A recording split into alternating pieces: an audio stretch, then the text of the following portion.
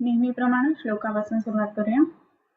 रागादिरोगान् सततानुषक्तान् अशेषकाय प्रसृतान् शेषान् औत्सुक्यमोहारतिदां जघान यो पूर्ववैद्याय नमोऽस्तु तस्मै.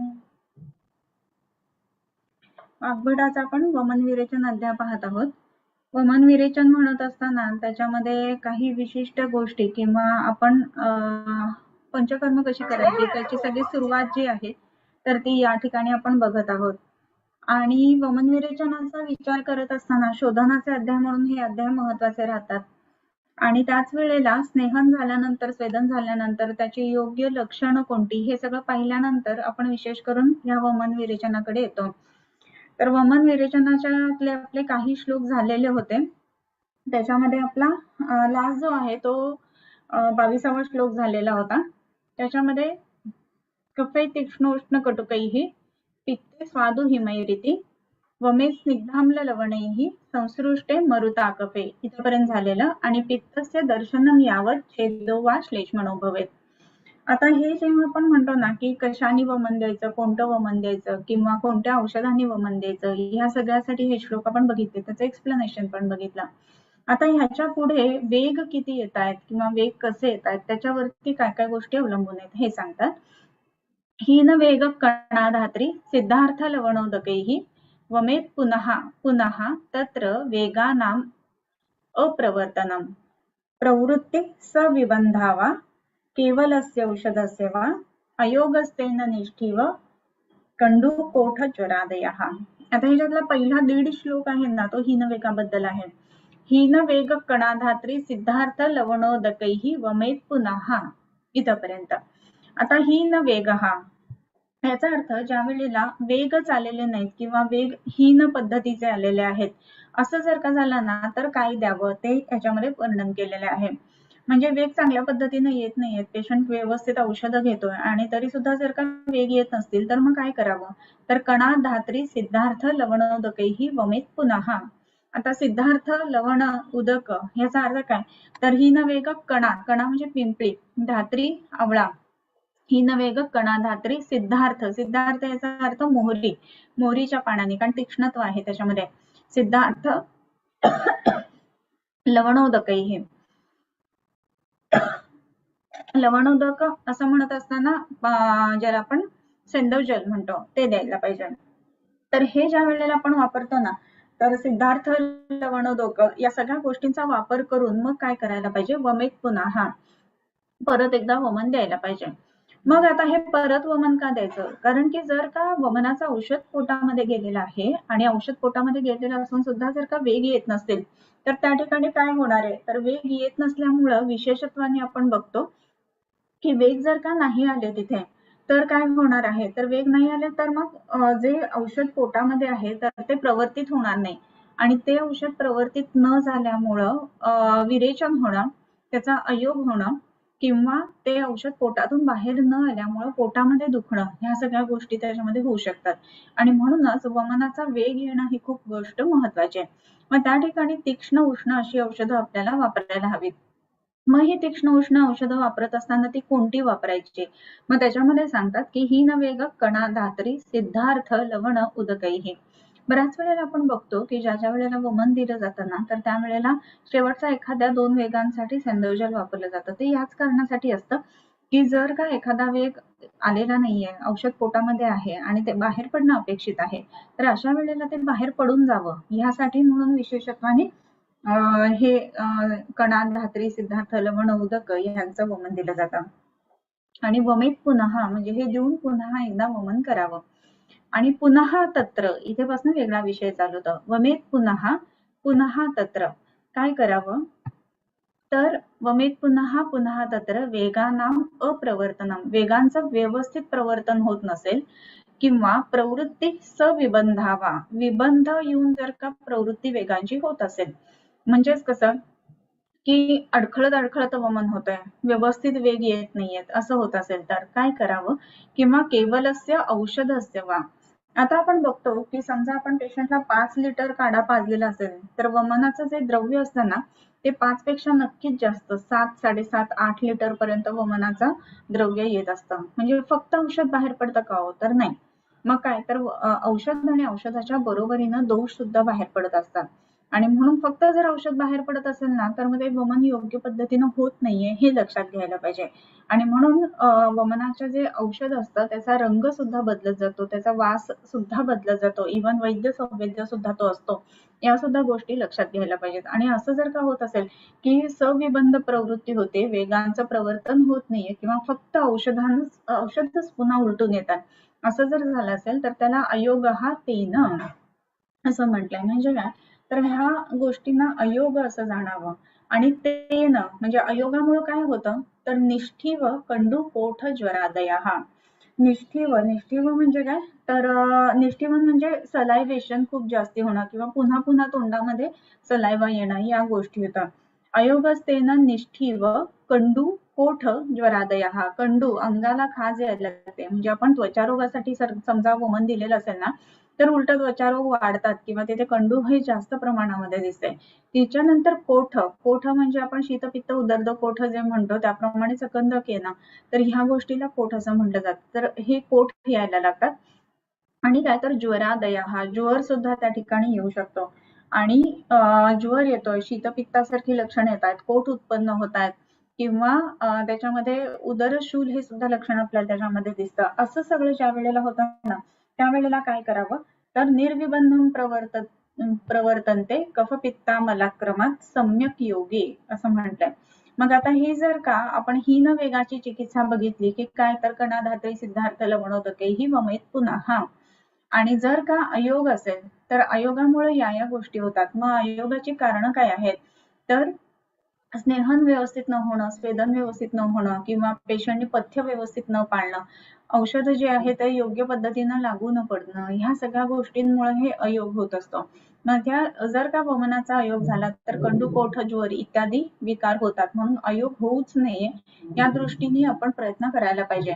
आणि जर का वेगानाम अप्रवर्तनम या पद्धतीचा अयोग असेल म्हणजे वेग येतच नाहीयेत असं जर असेल तर सिद्धार्थ लवण उदक वरती जी चिकित्सा सांगितली त्या पद्धतीची चिकित्सा आपण करायला हवी. याच्यानंतरचं जे आहे ना तर सम्यक योगे असं सांगितलेलं आहे. अयोगस्तेन निष्ठीव कंडुकोठ ज्वरादय हा इथेपर्यंत अयोगाचा विषय पूर्ण होतो. निर्विबंधम प्रवर्तन्ते कफ पित्तानिलाक्रमात ओके निर्विबंधम प्रवर्तन्ते कफपित्तानिलाक्रमात सम्यक योगे अतियोगे तू फेन चंद्रक रक्तवक. आता हे जे मधल्या दोन आहेत ना ओळी ह्या काही पाठांमध्ये आहेत किंवा काही पाठांमध्ये नाहीयेत त्याही आपण वाचूया. निर्विबंधम प्रवर्तन्ते कफपित्तानिलाक्रमात मनप्रसाद स्वास्थ्यंच अवस्थानंच स्वयं भवेत् वैपरीत्यमयोगानां न चाति महते व्यथा सम्यक योगे अतियोगे तू फेनचंद्रक रक्तवत. हे जे मधल्या दोन ओळी आहेत ना त्या छोटी जी वाघबडाची गुटी ज्याला म्हटलं जातं तर त्याच्यामध्ये आहेत. आणि गर्देंचा जो सार्थ वाघबट आहे त्याच्यामध्ये ह्या दोन ओळी नाहीयेत मधल्या, त्यामुळे कदाचित तुमच्या समोर जो वाघबट आहे त्याच्यामध्ये ह्या दोन ओळी मिळणार नाही. तर आता आपण इथे बघतो निर्विबंधम प्रवर्तन्ते कफपित्ता निलाक्रमात. निर्विबंध प्रवर्तन्ते मुख्य शब्द कुठला किंवा धातू कुठला तर प्रवर्तन्ते. आणि कथम प्रवर्तन्ते निर्विबंधम प्रवर्तन्ते. आणि काय प्रवर्तन्ते काय प्रवर्तित होत आहे तर कफ पित्त अनिला हा क्रमात. म्हणजे वमन होत असताना प्रत्येक वेळेला हा क्रम महत्वाचा आहे हे पण लक्षात घ्यायला पाहिजे. कफ पित्त अनिला हा क्रमात निर्विबंधम प्रवर्तते सम्यक योगे. हा मग आता ज्या वेळेला सम्यक योग होणार आहे वमनाचा त्यावेळेला कफ पित्त आणि अनिल म्हणजे पहिल्यांदा वमन होत असताना कफ पडणार आहे, त्याच्यानंतर पित्त पडणार आहे आणि मग वाताचं प्रवर्तन होणार आहे.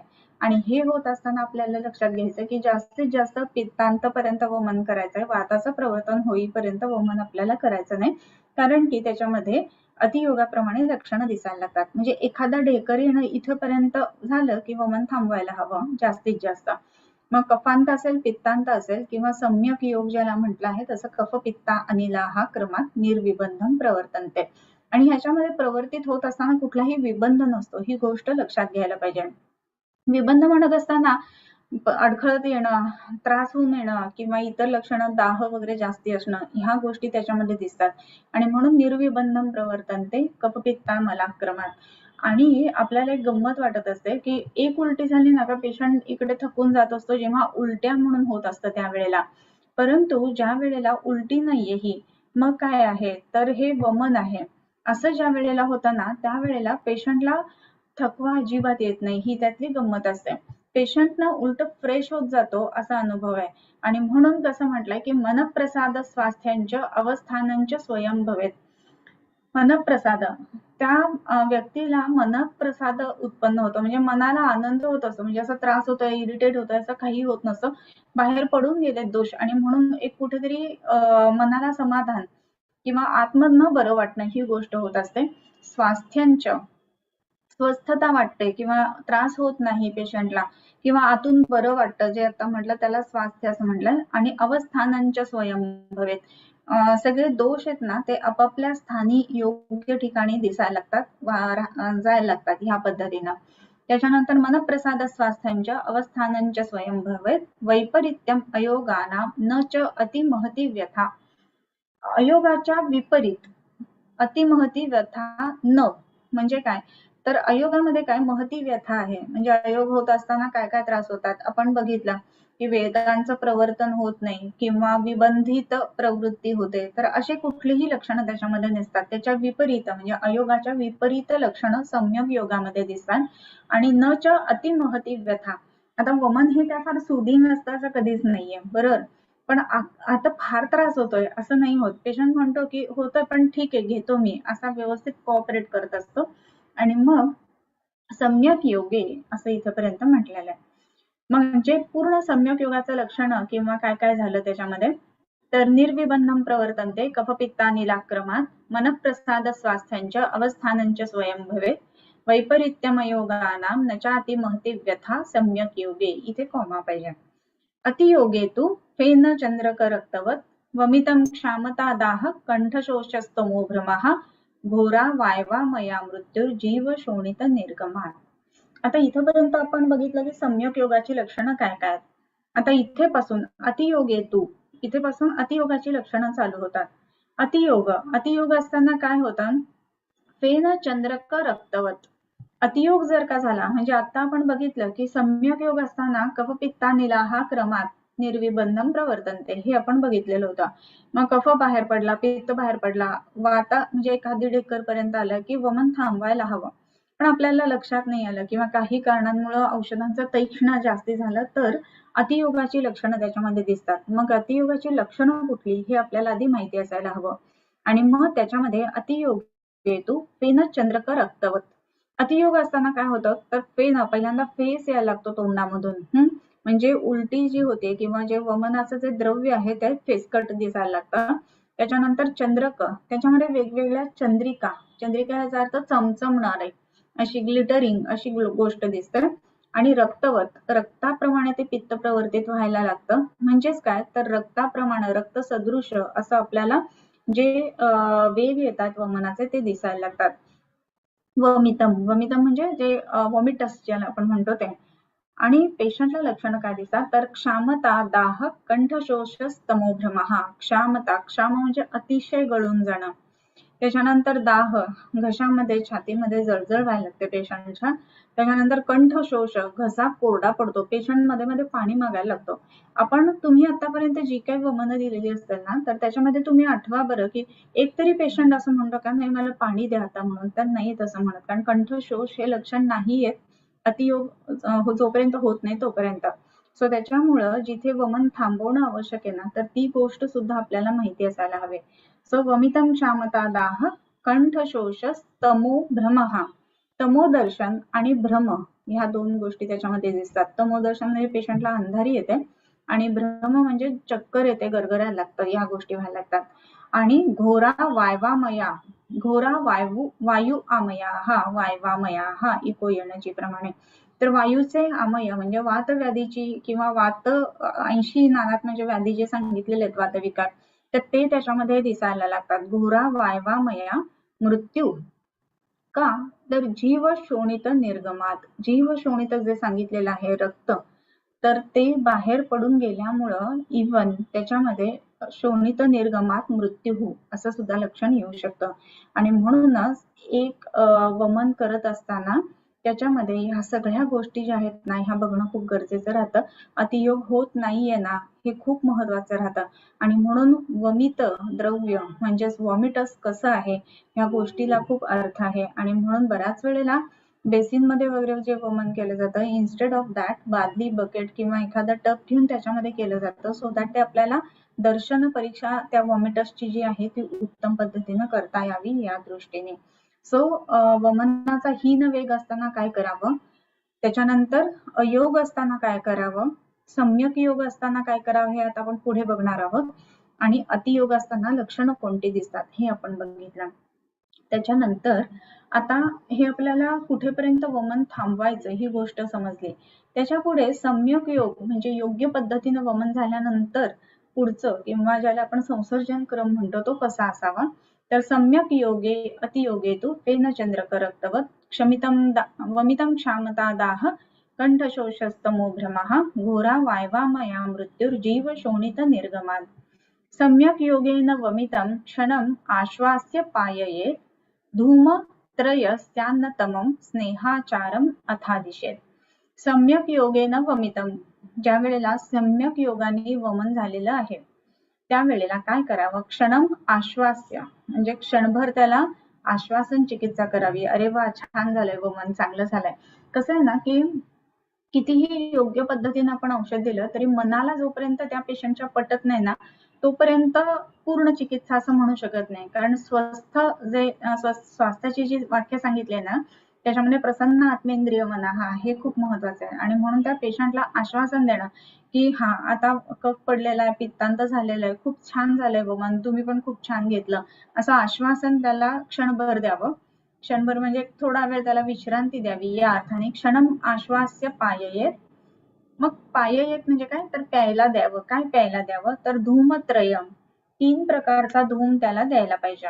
मग हा 3 प्रकारचा धूम म्हणजे कुठला तर स्निग्ध, मध्य आणि तीक्ष्ण धूम, हे तीनही धूम त्या पेशंटला त्या त्या प्रकृतीनुसार द्यायला हवेत. आता स्निग्ध धूम जो आहे तो आपण वात प्रकृतीच्या पेशंटला देणार आहोत.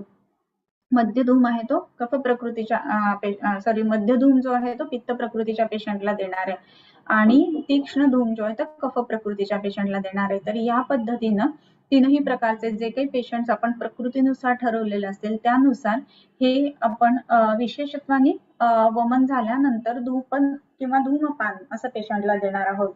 धूमत्रयस्य अन्यतमम, अन्यतम म्हणजे वेगवेगळ्या पद्धतीचं धूपन देऊन स्नेह आचारम अथादिशेत, स्नेहविधीमध्ये सांगितल्याप्रमाणे उपचार करावेत. आता स्नेहविधीमध्ये काय काय आपण बघितलेलं होतं हे होपफुली तुम्हाला सगळ्यांना आठवत असेल असं मला वाटतं. तर स्नेहविधीच्या मध्ये तिथे काय करायचंय तर उष्णोदकोपचारी स्यात् ब्रह्मचारी क्षपाशयः वेगरोधी व्यायाम क्रोधशोक हिमातपान, या सगळ्या ज्या गोष्टी आहेत ना त्या महत्वाच्या. तर त्याच पद्धतीनं ह्या पेशंटला सुद्धा सगळे इन्स्ट्रक्शन द्यायला पाहिजेत. अदरवाईज कसं होतं की स्नेहन चालू असताना पेशंट सगळ्या गोष्टी फॉलो चांगला करत असतो आणि वमन झालं रे झालं ना की पेशंट फॉलो करायचं लगेच थांबतो. तर तसं नाही करायचं. या गोष्टी आपण पेशंटला लिहून द्यायला पाहिजेत सगळ्या की वमन झालं तरी सुद्धा पुढचे एक आठवडाभर या पद्धतीनं आपल्याला राहायचंय, ही आपली लाईफस्टाईल असणार आहे, हे आपल्या शरीरामध्ये चेंजेस येणं अपेक्षित आहे, हे पेशंटला आपण ज्ञापक करायला हवं. सो या पद्धतीनं काय करायचंय तर स्नेह आचारम अथ आदिशेत, स्नेहाचाराप्रमाणे आपलं वर्तन ठेवावं. मग ततः सायं प्रभाते वा क्षुद्वान स्नात सुखांबुना. आता हे वमन आहे ना हे आपण पहाटे केलेलं आहे बरोबर. आणि पहाटेचं वमन झाल्यानंतर त्या दिवशी संध्याकाळी किंवा दुसऱ्या दिवशी प्रभाते पहाटे क्षुद्वान स्नातः सुखांबुना, ज्या वेळेला क्षुद्वान भूक लागलेली आहे आणि मग दुसऱ्या दिवशी काय करायचंय की सुखांबुना सुखोष्ण जलाने स्नान करायचं आहे. म्हणजे आपण कसं आहे ना की साधारण 6, 7, 8 वाजेपर्यंत समजा वमन झालं तर पेशंटला लगेच 11-12 वाजल्यापासून काही ना काहीतरी खाण्याची तजवीज लिहून दिलेली असते. पण कसं आहे की तिथे पूर्ण जवळजवळ ऑलमोस्ट 12 तास तरी निराहार राहावं असं ह्या श्लोकावरनं जाणवतं. पण प्रकृती जर पित्ताची असेल पेशंटची तर मग त्या ठिकाणी एवढा वेळ निराहार राहणं पेशंटला शक्य नसतं. मग आपण त्या ठिकाणी पेया विलेपी ह्याप्रमाणे क्रम आपण त्याला देऊ शकतो. सो ततः सायं प्रभाते वा क्षुद्वान स्नात सुखांबुना, याच्या पुढचा श्लोक जो आहे त्याच्यामध्ये भुंजानो रक्तशाल्यन्नम भजेत पेयादिकम क्रमम. काय घ्यावं काय खावं तर रक्तशाली अन्नम भजेत पेयादिकम क्रमम. रक्तशालीपासून तयार केलेलं पेयादी क्रम आचरावा. मग पेयादी क्रम जो आहे तो पुढे सांगितलेला आहे. मग आता इथे आधीच का बरं हे पुढचं सांगतायत तर पेयादी क्रम असं म्हणत असताना कुठला आहे हा पेयादी क्रम ह्या गोष्टी पण सांगतात. तर पेयाम विलेपीम अकृतं कृतंच युषम रसम त्रीन उभयम तथैकम क्रमेण सेवेत नरोन्न कालान प्रधान मध्यावर शुद्धि शुद्धाः यथानुरग्निस्तृणगो मयाते संध्युक्षमाणो भवति क्रमेण महान स्थिर सर्व पचस्तथैव शुद्धस्य पेयादिभिरन्तिरग्नेः. आता हा क्रम कुठला तर आता ज्या वेळेला पहिल्यांदा भूक लागेल पेशंटला तर त्यावेळेला ह्या गोष्टी चालू करायच्यात आपल्याला.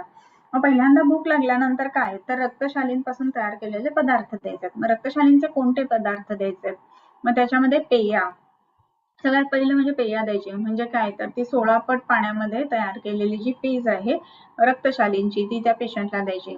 मग त्यानंतर विलेपी, विलेपी म्हणजे आपण जसं पातळ भात म्हणतो ना ते द्यायचं आहे. त्याच्यानंतर अकृत कृतंच युषम असं म्हटलंय. युष म्हणजे काय तर द्विदल धान्य किंवा ज्याला आजच्या भाषेमध्ये आपण पल्सेस म्हणतो तर त्या पल्सेस पैकी विशेष करून मूग. तर मुगाचं अकृतयुष पहिल्यांदा आणि कृतयुष नंतर असं द्यायचंय. पण आता एक एक अन्नकाल द्यायचंय. म्हणजे कसं की सगळ्यात पहिल्यांदा भूक लागली तर 12 पट किंवा 16 पट पाण्यातली पेज आपण भाताची दिली. उत्तम शुद्धी झाली असेल तर 3-3 काल द्यायचं. ते पुढे आलेलं आहे. म्हणजे पुन्हा भूक लागली तर पुन्हा तेच रक्तशालींचं पेज, पुन्हा भूक लागली पुन्हा रक्तशालींचे पेज, म्हणजे हे 3 अन्नकाल झाले. मग त्याच्यानंतर विलेपी पुढच्या 3 अन्नकालामध्ये म्हणजे आजचा दिवस झाला मग दुसऱ्या दिवशी भूक लागली की मग काय द्यायचं तर विलेपी. विलेपी म्हणजे काय तर अगदी पाणी जे पाण्यासारखा भात जो बनवलेला असतो पातळ तो घ्यायचा. त्याच्यानंतर पुन्हा एकदा भूक लागल्यानंतर पुन्हा तो पातळ भात घ्यायचा. म्हणजे सकाळ दुपार संध्याकाळ असा 3 वेळेला दुसऱ्या दिवशी तो पातळ भात झाला. त्यानंतर तिसऱ्या दिवशी अकृत युष असं म्हटलेलं आहे. आता अकृत युष असं म्हणत असताना मुगाची डाळ आहे ती शिजवायची. त्याला कुठलीही कृत म्हणजे फोडणी घातलेलं किंवा ज्याच्यामध्ये तडका लावलेला पण ज्याला म्हणतो ना असं. तर असं नसलेलं म्हणजे तडका न लावलेलं अकृतयुष हे पुढचे 3 अन्नकाल द्यायचा.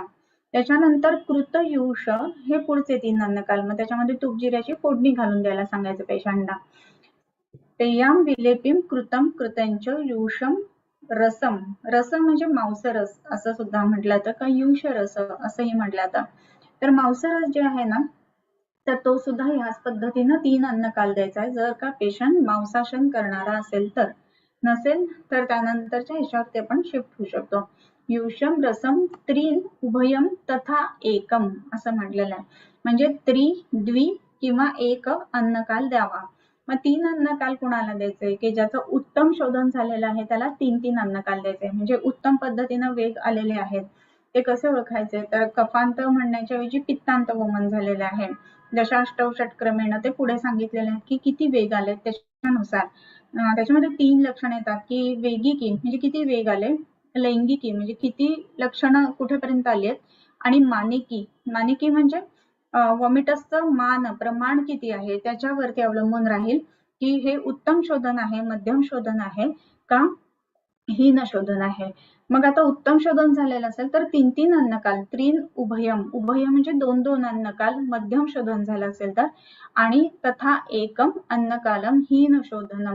तर म्हणजे हीन शोधन म्हणजे जर का खूप छान पद्धतीनं नाही वमन झालंय कफांतच झालेलं आहे मग तिथे काय द्यायचं आपल्याला तर एक अन्नकाल द्यायचा आहे. मग असं म्हणत असताना एक अन्नकाल म्हणजे कसं की पहिल्यांदा भूक लागली तर 16 पेट पाण्यातली रक्तशालींची पेज दिली.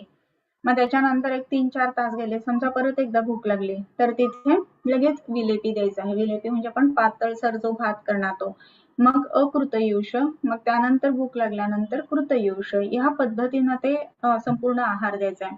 पेयाम विलेपीम कृतं कृतंच युषम रसम त्रीन उभयम तथैकम. क्रमेण सेवेत, क्रमाक्रमाने घ्यावं. नरहा अन्नकाल, एक अन्नकाल, 2 अन्नकाल, 3 अन्नकाल ह्या पद्धतीनं ते घ्यावं. याचा अर्थ असा की अन्नकाल म्हणजे काय, तर आपण मागे ह्याच्यामध्ये कालच संहिमतः असं बघितलेलं होतं 8व्या अध्यायामध्ये अन्नकालाच्या बाबतीमध्ये. मग आता अन्नकाल कसला, तर सृष्टे विन्मुत्रे हृदि सुविमले दोषे स्वपथके तथा वाते अनुसरिते तथा अग्नौ च उद्रिक्ते विशद करणे देहे च सुलभो प्रयुंजित आहार विधी नियमतम कालम संहिमतः हे आपण बघितलं होतं. म्हणजे ह्याला अन्नकाल असं म्हटलेलं आहे. मग ही सगळी लक्षणं आली की त्याला एक अन्नकाल म्हणायचा. मग काही तास गेल्यानंतर तो आहार पचल्यानंतर पुन्हा ही लक्षणं आली की त्याला दुसरा अन्नकाल म्हणायचा. मग आता प्रकृतीनुसार, देशानुसार किंवा किती प्रमाणामध्ये शोधन झालंय ह्याच्यानुसार हे अन्नकाल किंवा त्याचा तास जो आहे ना ते बदलेल. म्हणजे आपण संसर्जन क्रम लिहून देत असताना सर्वसाधारणतः घरी गेल्यानंतर 11 वाजता पेज घ्या, 2 वाजता पुढची पेज घ्या, 4 वाजता पुढची पेज घ्या किंवा 5 वाजता पुढची पेज घ्या आणि रात्री 8 वाजता पेज घ्या, हे असं सांगतो आपण. पण त्याला भूक लागली आहे का, ही गोष्ट सुद्धा तेवढीच महत्वाची राहते. आणि म्हणून पेशंटला वेळा जशा आपण लिहून देतो ना त्याच्याच बरोबरीनं भूक लागण्याची लक्षणं लिहून द्यायला पाहिजेत. आजकाल कसं आहे ना, घड्याळाच्या काट्यावर सगळेजण पळतात आणि म्हणून भूक लागली की नाही हे विचार करायची गरजच वाटत नाही खात असताना. तर ही सवय जी आहे ना ती योग्य नाही आणि म्हणूनच ती सवय बदलण्याच्या दृष्टीने भूक लागण्याची लक्षणं हे झाल्यानंतर तुम्ही भूक लागल्यानंतर साधारण एवढे वाजलेले असेल त्यावेळेला हे घ्या असं आपण संसर्जन क्रम लिहून द्यायला पाहिजे. सो क्रमेण सेवेत नरहा अन्नकालान प्रधान मध्य अवर शुद्धी शुद्ध हा. ज्या वेळेला प्रधान शुद्धी, मध्य शुद्धी किंवा अवर शुद्धी झालेली आहे अशा वेळेला प्रत्येकी 3-3 अन्नकाल, 2-2 अन्नकाल आणि 1-1 अन्नकाल या पद्धतीनं हे आहार घ्यायला पाहिजे.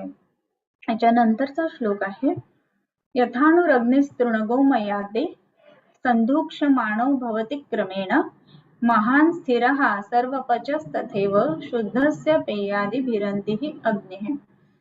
यथा अणुः अग्निः तृणगोमयादैः.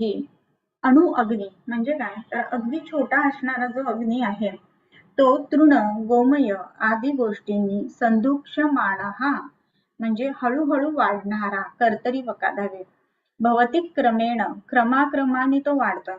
आणि मग तो एकदा छोटीशी ठिणगी असते त्याला पहिल्यांदा आपण गवत घालतो, मग गवत थोडं फुललं की त्याला गोवऱ्या घातल्या जातात म्हणजेच गोमय घातलं जातं.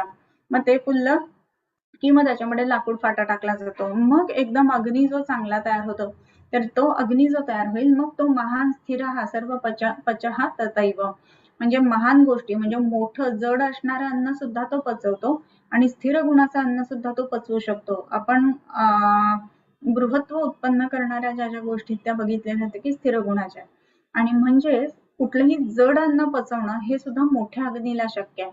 त्याचप्रमाणे यथा सुरुवातच तशी केली की ज्याप्रमाणे यथानुरग्निस्तृण गोमयादैः संधूक्षमाणो भवति क्रमेण क्रमाक्रमाने तो संधूक्षमाण होतोय अग्नी जो येतो. छोट्याशा ठिणगीवरती आपण एकदम लाकडं टाकली तर लाकडं पेटतात का, तर नाही पेटत. आणि शिवाय तो जी ठिणगी ती सुद्धा विझून जाते. सो अग्नी जो आहे ना तर त्याला क्रमाक्रमाने संदूषित करायचंय आणि म्हणून त्याच्यासाठी पेया, मग विलेपी, मग अकृतयुष, मग कृतयुष ह्या पद्धतीनं तो हळूहळू वाढवत न्यायचा आहे अग्नी.